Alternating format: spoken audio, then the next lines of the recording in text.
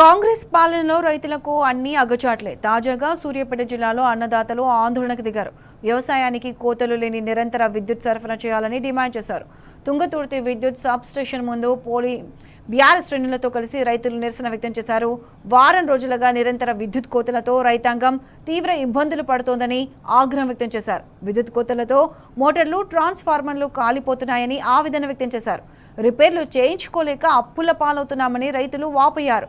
ఒక పక్క వర్షాలు సరిగా పడగా భూగర్భ జలాలు ఇంకిపోయి చాలని బోరు నీళ్లలో మడులు ఎండిపోతున్నాయని రైతులు ఆవేదన వ్యక్తం చేస్తున్నారు. ఎండాకాలం కాదు, వర్షాకాలం రైతులు పంటలు పండించుకోవడానికి, పొలాలు దున్నుకోవడానికి బోర్లు పెట్టుకుంటా ఉన్నారు. అక్కడికి పోయి చూస్తే ఒక మడి కూడా పారే పరిస్థితి రైతాంగానికి కనబడలేదు. ఆ బోరు నీళ్లను చూసి, మడి బారని పరిస్థితి చూసి రైతు గుండె బాదుకొని ఏడుతుంటే మీకు కనీసం సిగ్గైనా అనిపించలేదా ముఖ్యమంత్రి గారు?